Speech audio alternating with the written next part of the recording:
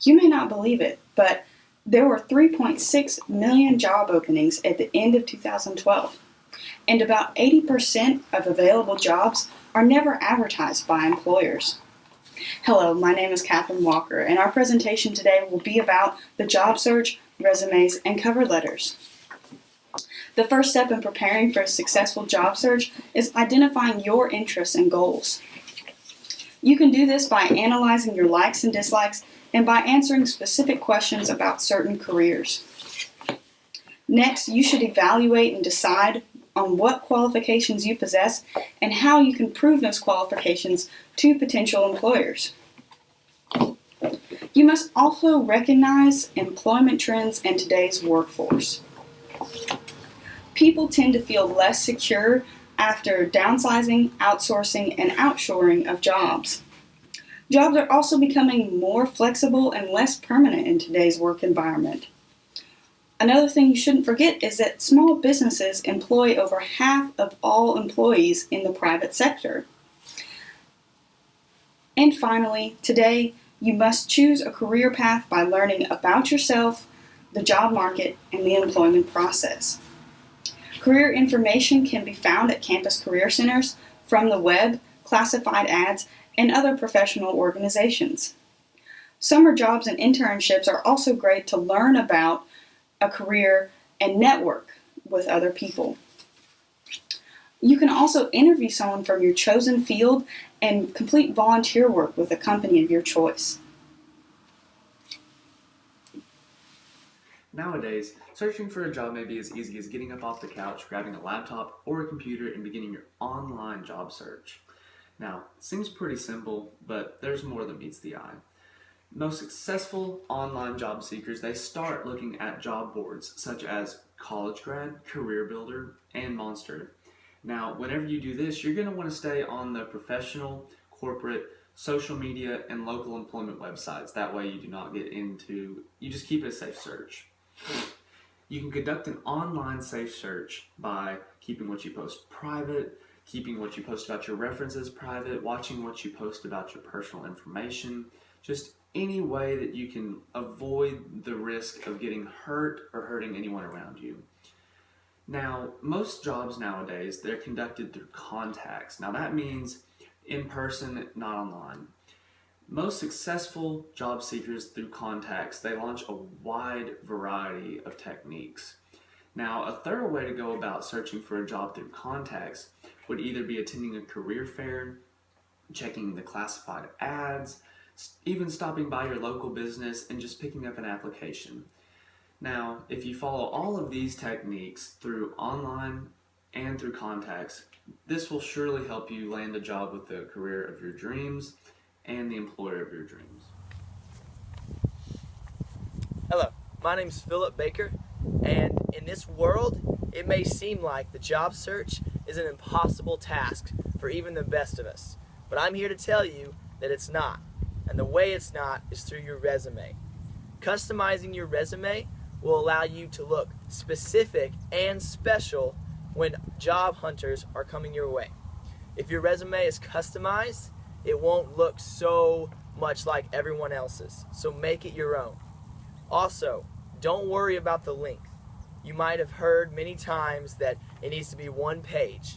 But actually, the truth is most job hunters will give an interview to someone with multiple pages. Now maybe not 5 or 6, but a good 2-page resume that shows what you're about can help you in today's society. And yes, it is a big world and there are a lot of opportunities out there, but yours can stand out if you make it reflect your own personality and who you are more than anything else. Also, a very important thing about your resume is this: organize it effectively. If it's not organized, if it doesn't look good with each heading, no one's going to want to read it and they're not going to think highly of you. So how you organize it will depend on who gives you a job offer, who gives you an interview. So the 2 things I want you to remember are this. 1, make it look like you. Make it specific to you, make it creative, and don't worry about the length. And 2, organize it effectively. Make it look good, make it look smart, and remember, when they read your resume, they're reading about you. so make it look intelligent. And on with that, don't stop there. Make it effective in today's technology. Thank you so much. Have a great day. Section 5, we will be discussing how to optimize your resume for today's technology. The first type of resume we're going to discuss is the print-based resume. Since resumes are becoming increasingly part of searches and databases, you may need 3 different versions. Print-based resumes are attractively formatted to maximize readability. They should be in outline format with bullet points. Print-based resumes are necessary for a job that doesn't require an electronic submission or to present in addition to one. Always bring a resume to any job interview. The second one is a scannable resume. You need to make sure it's printed on plain white paper and can be read by a computer. Applicant tracking software is used nowadays, and it will scan incoming resumes and search it for keywords. So make sure you don't use any abbreviations, any acronyms, or anything. Use 10 to 14 font. Avoid using any kind of fancy formatting. Include your name and then your phone number, and do not use any columns in it.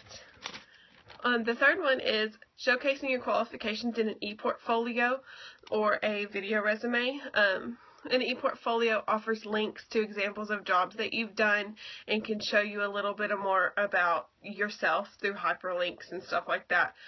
It could include a copy of your resume, reference letters, awards, some copies of your work, and different things like that. Job candidates generally offer e-portfolios as websites, and they may also burn them onto a CD or DVD.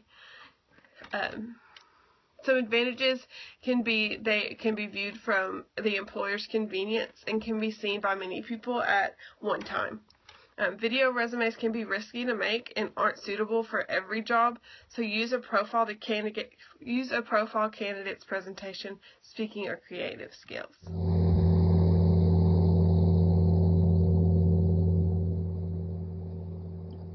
One should always be honest and ethical when drafting a resume. Lying on a resume is illegal. One should avoid inflating education or grades, enhancing job titles, puffing up accomplishments, or altering employment dates. Any of these things can destroy one's career. It's important to polish a resume that one is confident accurately represents oneself. Model resumes can be found online and can give one solid ideas for formatting. One should not include any bases for discrimination, such as a photo, reasons for leaving old jobs, salary history or requirements, high school info, or the full addresses of schools and employers. One should be sure to proofread one's resume thoroughly before submitting it, checking it for grammar mistakes and readability. When the resume is honest and polished, it should be submitted in the format that the employer desires, be it a Word document, plain text document, PDF file, or through the company database or faxing. Customize a persuasive cover letter. A cover letter has 3 purposes: introducing your resume, showing your strengths, and helping you land the interview. The body of your cover letter. You should highlight your strengths, let known the qualifications that you have for the targeted job, and describe your strong points to what that reader needs. Opening your cover letter, you should address the reader by his or her name. It gains attention. Openers for solicited jobs refer to sources of information, the job title, and qualifications of that position. Openness for unsolicited job shows interest and knowledge in that company and shows that you've done your research. It also spotlights your knowledge.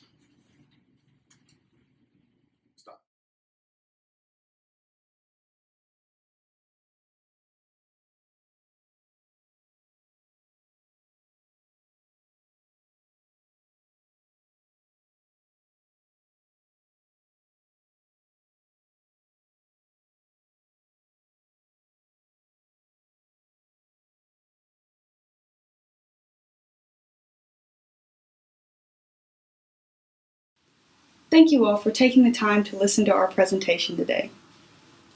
Remember, the job search may be a long and detailed process, but with a professional and well-written resume and cover letter, you too can be successful in your job search.